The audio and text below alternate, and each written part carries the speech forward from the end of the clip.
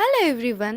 আজকে বাজারে গেছিলাম, তাই কিছু জিনিস কিনে এনেছি। মাংস কিনে এনেছি, আর এখানে মাছের তেল ভালো পেয়েছিলাম, নিয়ে চলে এসেছি, আর চুনো মাছ নিয়ে এসেছি।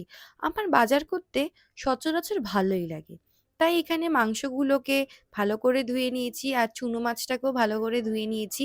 আমি একটা একটা করে মাছগুলোকে বাছি, বিকজ ভেতরের যা যা বাজে জিনিসগুলোকে বের করে দেন। আমরা নুন হলুদ মাখিয়ে নিলাম, মাংসটাকে ম্যারিনেট করে নিলাম চিলি চিকেন করব বলে, তাই ছোট ছোট পিস করে এনেছি। তো নুন হলুদ মাখিয়ে নেবার পর এবার আমি মাছের তেল দিয়ে বেগুন আলুর তরকারি করব, চুনো মাছ দিয়ে আলু দিয়ে আরেকটা বাটি চচ্চড়ি করব, আর চিলি চিকেন করব রাতের জন্য। আর আজকে যেহেতু আমি বাজারে গেছিলাম, তাই একটু সচরাচর ৩-৪ রকমের জিনিস এনেছি। কেমন লাগলো তোমাদের ভিডিওটা অবশ্যই জানাবে।